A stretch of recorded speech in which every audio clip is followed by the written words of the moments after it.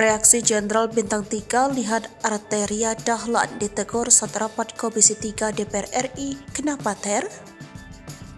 Reaksi Jenderal Bintang 3 menjadi sorotan saat hadir dalam rapat dengar pendapat bersama Komisi 3 DPR RI pada Senin 19 Juni 2023. Di depan Kebahar Kam, Komjen Pol Fadil Imran dan Kabaintel Kam Polri Komjen Pol Wahyu Widada, Arteria Dahlan memprotes pimpinan sidang. Ia merasa pimpinan sidang tak adil dalam memberikan giliran bertanya. Mendengar protes tersebut, pimpinan rapat menanggapi secara santai.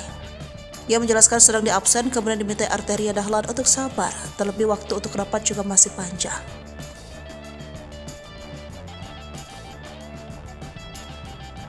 Mulpahri harahap tidak ada Nasir Jamil, lewat Saparudin, lewat juga Ibu Rizka. Silakan Ibu Rizka. Wah, kiri kanan Pak Ketua. Bukannya satu tempat aja Pak Ketua. Kenapa kamu Per? Iya, di absen. Kenapa Ter? Sabar Ter, sabar. Masih banyak waktu.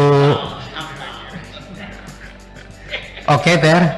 Oke.